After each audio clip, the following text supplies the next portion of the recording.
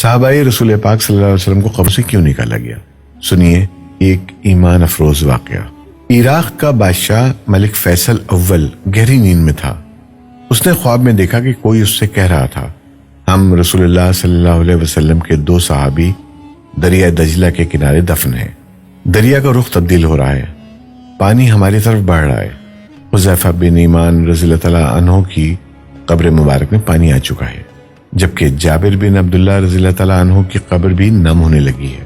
ہمیں یہاں سے نکال کر دریا کے کنارے سے کچھ فاصلے پر دفن کیا جائے۔ عراق کے بادشاہ نے یہ الفاظ خواب میں سنے، لیکن ان کی طرف کوئی توجہ نہ دی۔ دوسری رات پھر یہی الفاظ سنائی دیے، لیکن اس نے اب بھی توجہ نہ دی۔ تیسری رات یہ خواب عراق کے مفتی اعظم نور سعید پاشا کو دکھائی دیا۔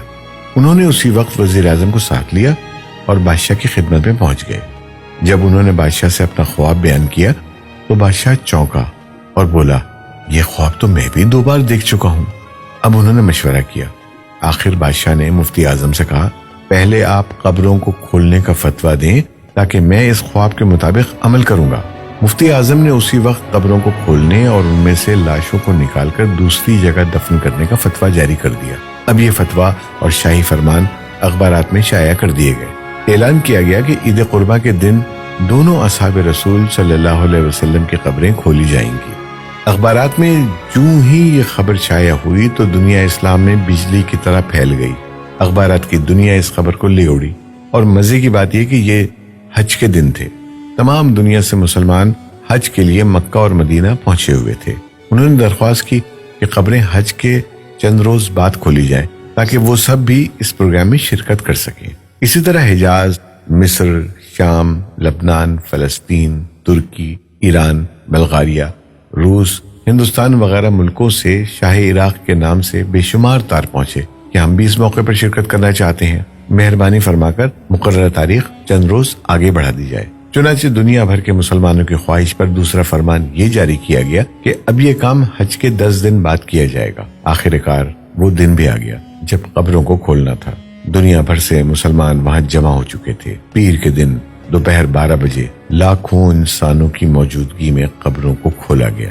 حضرت حذیفہ بن یمان رضی اللہ تعالیٰ عنہ کی قبر میں کچھ پانی آ چکا تھا، جبکہ حضرت جابر بن عبداللہ رضی اللہ تعالیٰ عنہ کی قبر میں نمی پیدا ہو چکی تھی، اگرچہ دریائے دجلہ وہاں سے 2 فرلانگ دور تھا۔ تمام ممالک کے سفیروں، عراقی حکومت کے تمام ارکان اور شاہ فیصل کی موجودگی میں پہلے حضرت حذیفہ بن یمان رضی اللہ تعالیٰ عنہ کی نعش مبارک کو کرین کے ذریعے زمین سے اس طرح اوپر اٹھایا گیا کہ ان کی نعش کرین پر رکھے گئے اسٹریچر پر خود بخود آ گئی۔ اب کرین سے اسٹریچر کو الگ کر کے شاہ فیصل، مفتی اعظم، وزیر جمہوریہ ترکی اور شہزادہ فاروق ولی عہد مصر نے اسٹریچر کو اپنے کندھوں پر اٹھایا اور نہایت احترام کے ساتھ ایک شیشے کے تابوت میں رکھ دیا۔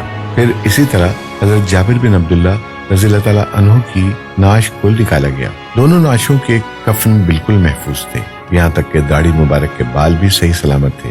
نعشوں کو دیکھ کر قطعاً یہ احساس نہیں ہوتا تھا کہ وہ 1300 سال پہلے کی ہیں، بلکہ یوں گمان گزرتا تھا انہیں وفات پائے ابھی مشکل سے 2-3 گھنٹے ہوئے ہیں۔ سب سے عجیب بات یہ ہے کہ دونوں کی آنکھیں کھلی ہوئی تھیں، ان میں اس قدر تیز چمک تھی کہ دیکھنے والے ان آنکھوں میں آنکھیں ڈال کر دیکھ نہ سکے۔ بڑے بڑے ڈاکٹر یہ منظر دیکھ کر دنگ رہ گئے۔ سچ ہے، محمد صلی اللہ علیہ وسلم کے غلاموں کا کفن میلا نہیں ہوتا۔